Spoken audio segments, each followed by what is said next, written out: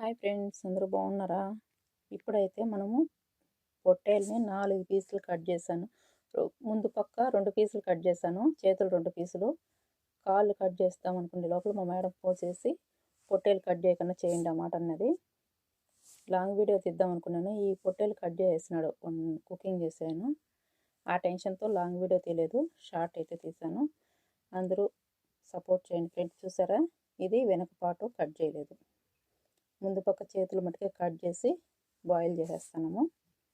Rice అయితే కడిగి పెట్టుకోండి. ఇది ఇప్పుడైతే రైస్ అంతా రెడీ అయింది. సిమ్లో పెట్టేసి పైన మూత పెట్టేసి బాగా బరువు పెట్టాను, బాగా వస్తుందనేసి. మటన్ అయితే ఓవెన్లో పెట్టేసిండేది. మటన్ ఉడకనిచ్చి ఆ తర్వాత తీసి ఓవెన్లో పెట్టాను. సరే, చాలా బాగా వచ్చింది ఫ్రెండ్స్. ఈ అగ్గినిప్పుల పైన కూడా చేసుకోవచ్చు, అల్యూమినియంలో చుట్టేసి, కస్టీర్లో చుట్టేసి. మన రైస్ అయితే రెడీ అయిపోయింది. ఇప్పుడైతే ఓ 30 మంది తింటారు ఈ ప్లేట్లో అయితే. ఆ ప్లేట్లో అయితే రైస్ తీసి పెట్టేస్తున్నది. మటన్ కూడా రెడీ అయిపోయింది.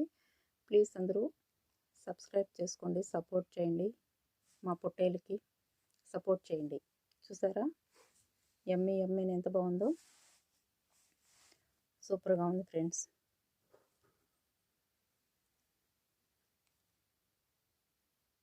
ఓకే ఫ్రెండ్స్, అందరికీ బాయ్.